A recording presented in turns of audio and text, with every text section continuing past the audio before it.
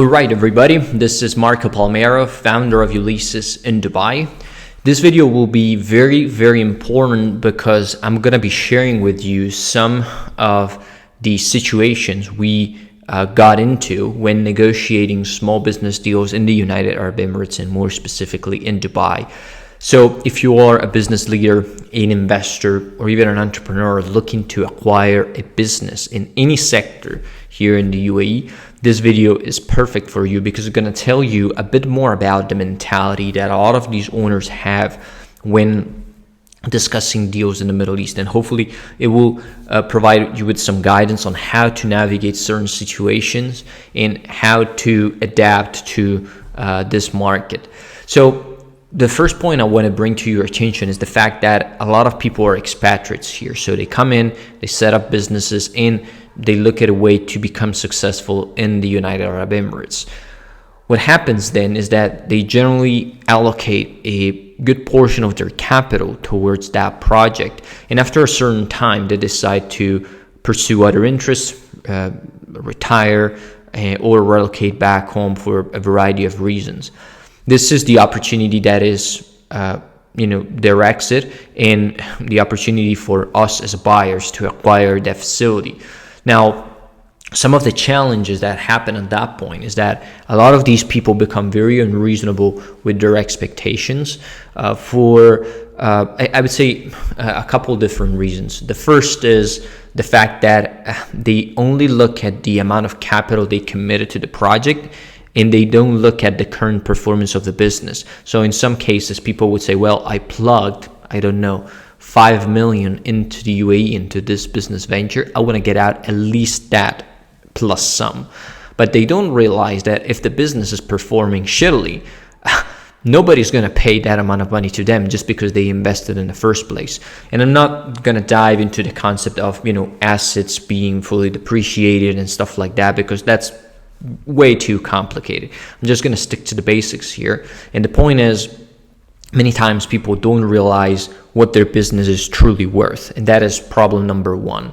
I think this problem is, I would say, exacerbated here in the UAE compared to other countries, because we see a lot of wealth and a lot of money being displayed. And so people think, subconsciously, that they can expect a lot of money for anything they sell.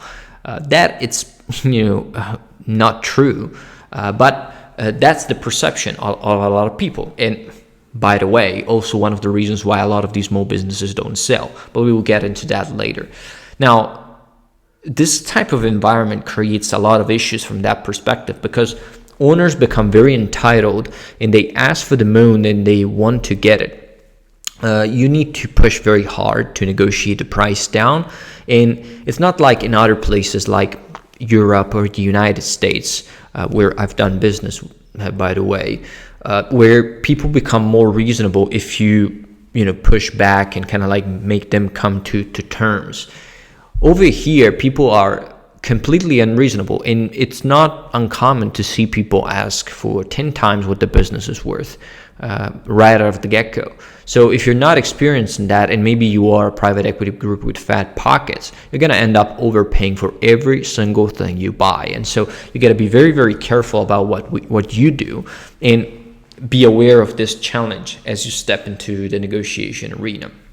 One of the other reasons why so many people ask for crazy amount of money is because major groups started acquiring companies back in the day, and they started buying for huge premiums. What happened at that time was that the market got inflated and people believed they could expect these prices almost from anybody. But the moment these big players stopped acquiring assets, these trends slowly went down and people started to realize that wasn't, a thing anymore. But still, there are some that are convinced that that is still the case. And so you need to bring them down to earth and make them realize that is not happening. I guess another point that is very tricky when dealing with people and owners here in the Middle East is that despite the fact people expect crazy prices, they are completely unreasonable with the terms. Because, you might be saying, okay, they're expecting a crazy amount of money, but if they're willing to take it in installments over a certain period of time, I might be open to the idea of overpaying because I'm reducing my risk and I'm not committing that amount of capital up front. So there might be a deal that we can do here if the guy is open to it. The problem is sometimes they're also quite unreasonable with the terms. And so you said to them, well, listen, there's really no way around this. You're either going to get the price you want or the terms you want. You're not going to get both. At that point, what happens in most cases is that people are going to tell you, well, I can get along with a nice chunk of money up front, and then a portion of that may be deferred over time. And I'm willing to reduce the ask by a little bit, okay? You might say, okay, that sounds quite reasonable, doesn't it? But is it really reasonable? The problem, and one of the things that we found, and one of the things I would recommend you're careful about, is that when they structure the price in such a way, they're fundamentally asking you for the real value of the business up front, and then everything else that will come on top of it in installments. Let me give you an example. Let's say there is a company that is generating $1 million per year in EBITDA. Let's just do easy math, right? Now, normally that business will trade, let's say, between 3 and 5 times EBITDA, right, in a normal market. So between $3 and $5 million, okay? The owner comes to the deal asking 10, okay, which is bonkers, really. But then he says to us, well, I would be willing to come to an agreement with you if you are open to pay $5 million upfront and then $2 million deferred consideration. So I will lower my price for you because I'm so kind, and I will lower it down to $7 million from the $10 million I was asking before. And I will not even take all of that upfront, but I will just take 5 upfront and 2 in deferred consideration. Now, you see the manipulation that is happening there. Fundamentally, they're asking you to get the highest multiple possible is an upfront payment, and then everything else is a potential upside. So fundamentally, what they're trying to do is to have no risk at all in that transaction and only benefit from you being so stupid not to realize that you're overpaying for that asset. And again, I had many discussions where people appeared to be unreasonable with me, and when I brought that to their attention, they kind of like went crazy. But my point was always the same: let them go, let them go. And I think from that perspective, it is important to realize that if you're in a rush to do a deal, if you're hungry to get a deal done, chances are you're going to make a bad deal, because these guys will leverage that to try to squeeze every dollar out of you. And what I've seen following the example that I just mentioned to you is that the same guy who's asking for these 10 million came back to me 12 or 18 months later saying he was still selling the business, and now he was selling it for 3 or 4. So the right valuation, right? Now, why did that happen? Well, some might say, well, this guy was not really motivated in selling, but don't be so sure about it, because I've seen people here being desperate and not having money in bank account and still playing these games for 12 to 18 months just to try to squeeze every dollar out of the buyer. And I was wondering back in the day, why is that happening, anyway? I never seen that being the case in Europe or in the United States. And what I ultimately came to realize is that is very much a cultural thing, and it's not necessarily the Arab culture, but many culture in Asian communities and Middle Eastern communities operate in that way. So they try to ask for the moon and then settle for something in the middle. And if they see that you are not a suitable party, they will just go around and try to shop the deal with anybody to see who will pay the most. And the only reason why the guy got back to me 12 to 8 months later was because nobody was so stupid to pay that amount of money. And so he was going through the entire process all over again, just reducing the price. Now, you see how sick it is and how complex it is to understand these situations. Most people drive themselves crazy trying to understand these things, but what I came to realize over time is that stretching your horizon is important, because it enables you to look at these things from a different perspective and just look at these sellers as somebody who will come back to you probably 2-3 times before you can actually start a real negotiation. And again, you might say, Marco, it's a fucking waste of time. And yeah, in most cases it will be, but it is also the only possible way for them to realize that their deal is not worth more, than they think it is.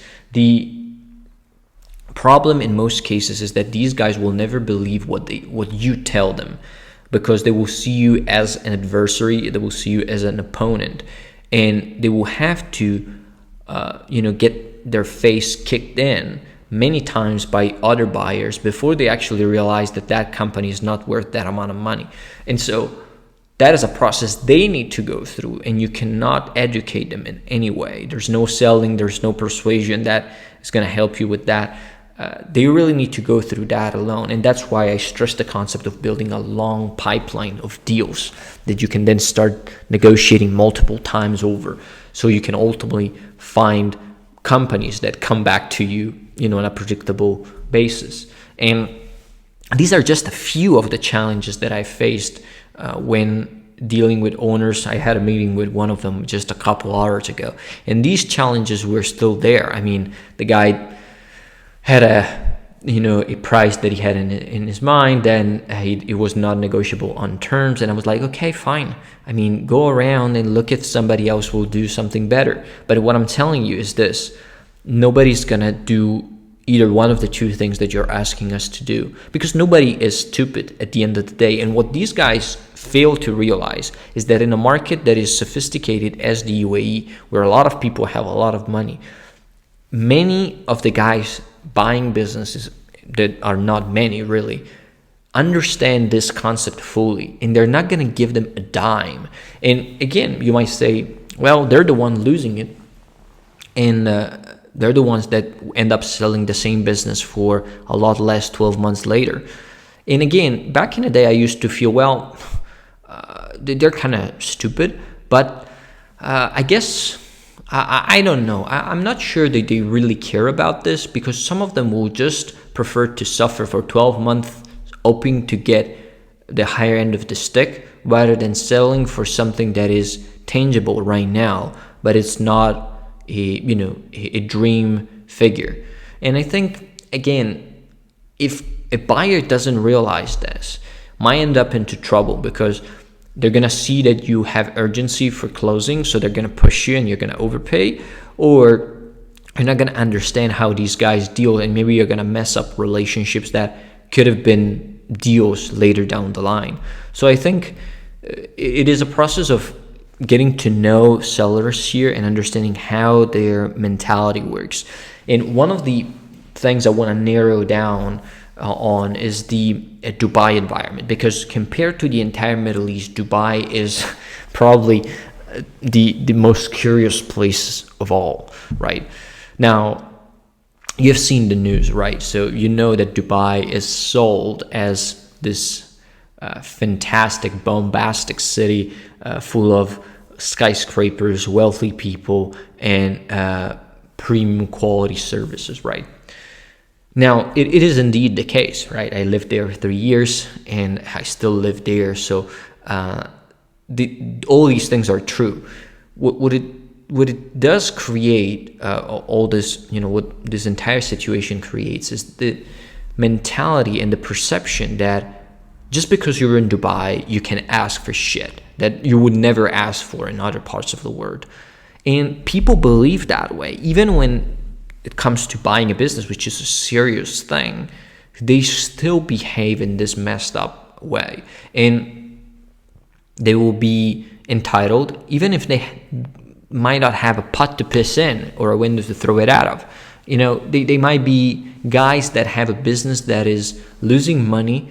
Maybe they don't have anything in their bank account, but still they're going to play the entitled game for 12 months. I'll tell you the story. Talk with a guy from, I guess it was from Belgium. He was selling a medical center in Dubai. So the center was not a established operation. So it was a business that he had set up, but there was no staff in it, no running operation. So it was a shell, fundamentally, a ready to run company that just needed staff and somebody to initiate operations to work. He basically set up this business from scratch, and he was planning to open the clinic, but then some personal situation got in the way and he wanted to get rid of it. Now, that company was fundamentally sitting there, costing him about 20 grand a month, something like that. And it was not generating anything, right? So he was already out of some money for the investment he made in all the equipment and stuff like that, probably around 2-3 million. And then he was paying monthly expenses to keep that thing going, licenses and stuff.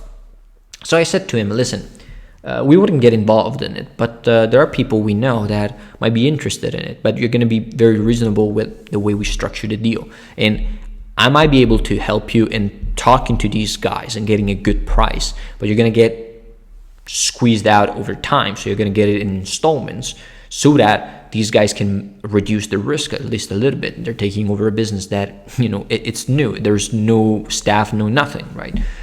So he said no to me, and he said, well, I just want to get back, the money that I invested, and I think I should get the same amount of money. Well, that's not really the case, pal. And if you're one of these business owners thinking that you can get the same amount of money just because you bought some equipment and is new over there, gathering dust, you're delusional. I'm telling you this. Nobody will pay the same amount of money. And unless you become very realistic about the process, that business is going to sit there forever. And again, I'm calling it business, but it's not even a business in that case. The point is, the moral of the story is 12 months later, the guy comes back to me and I say, how did the sale go? Because of course we didn't manage to do anything with him. He said, oh, I'm still selling it, right? But I reduced my price. Back in the day, I was probably asking 3 million. Now I was asking 1. Okay. And I said, man, if you had said yes to the payment plan structure, you would have got probably between 600 and 800 grand already. So you would have already got the entire purchase price that you're asking me right now. And you would have got more because the agreement was for the entire purchase price. And he said, yeah, but, I'm just going to accept a full cash buyout. I'm not going to accept anything else.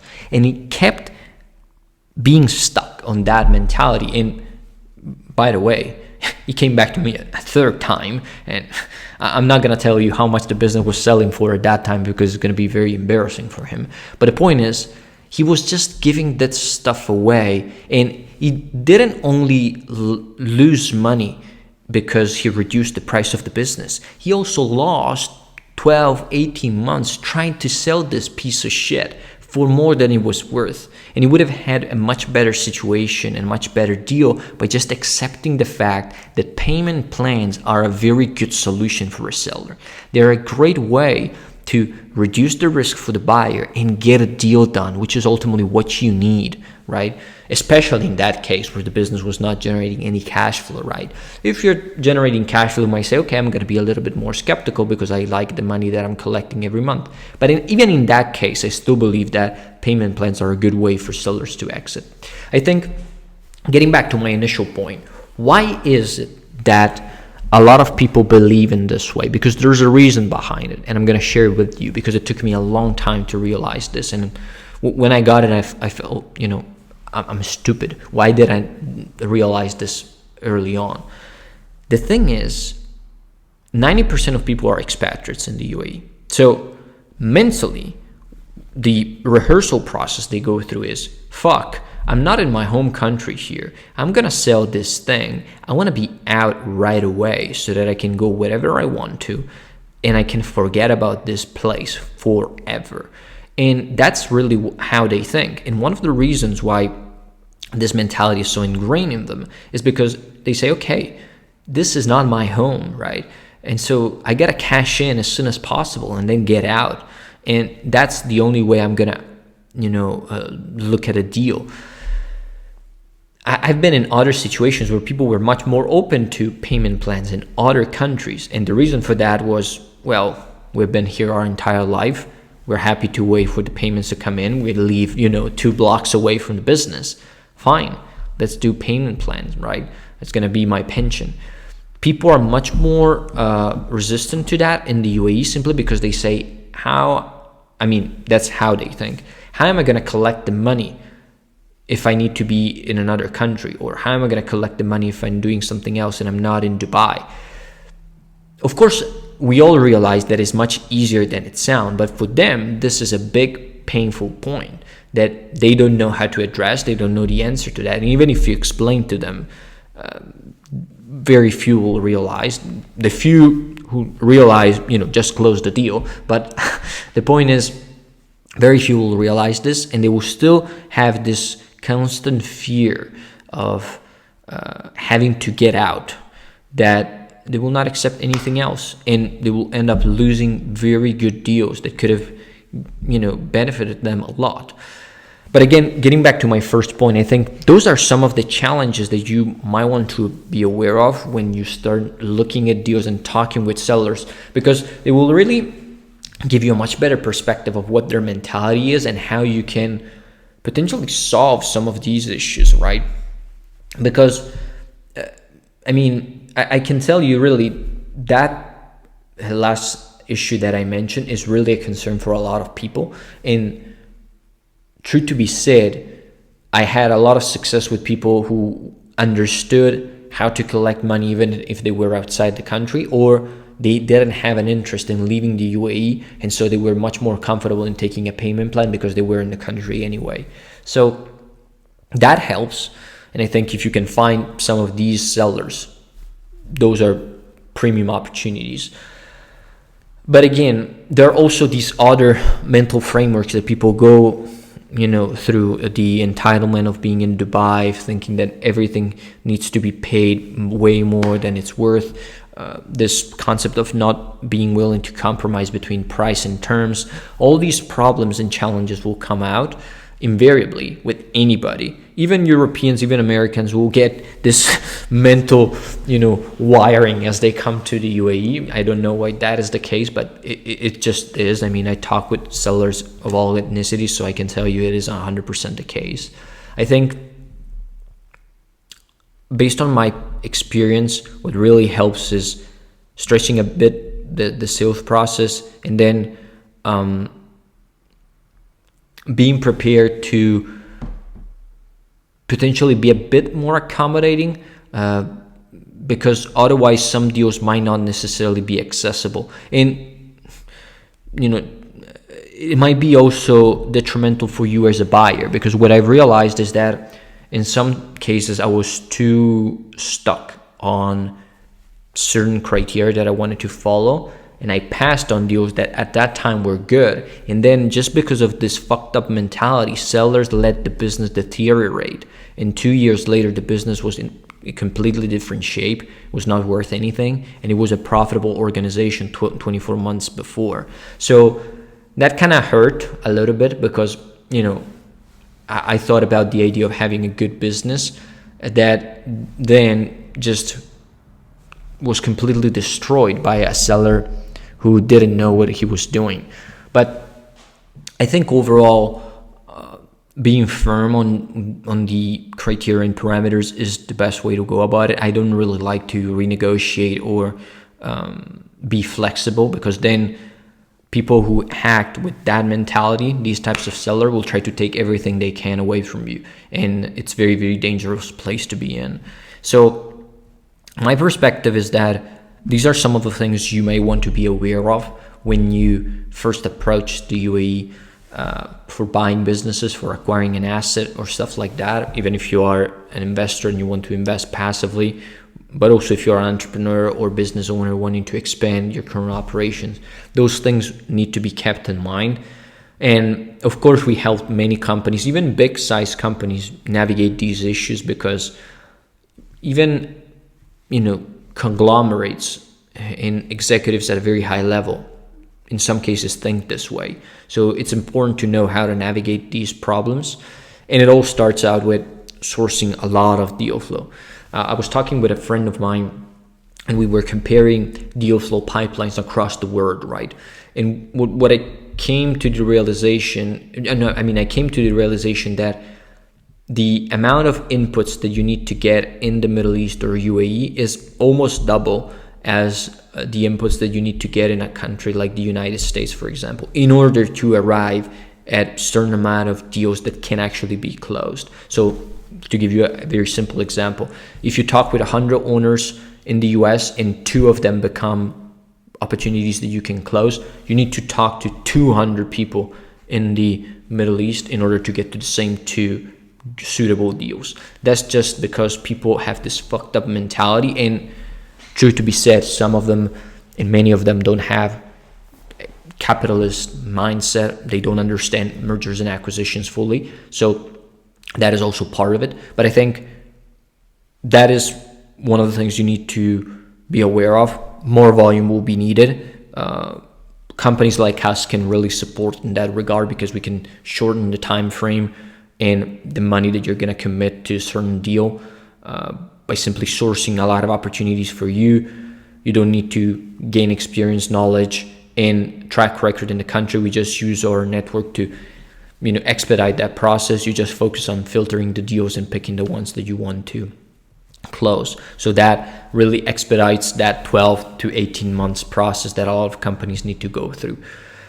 I think, again, if you're interested in that, check the links below, because we generally take on only a few engagements per quarter because also we're busy with our own transactions. But provided we have slots available, it will be a very interesting discussion to have. Our specialty is healthcare, but when it comes to sourcing deal flow, we're pretty sector agnostic. So if you see some of the things that I just mentioned as a challenge for you, as potential roadblocks that will prevent you to successfully acquire companies here in the region, then talk to us. We'll certainly find a way to support you better and help you in navigating these issues. So this is Marco Palmero, and I'll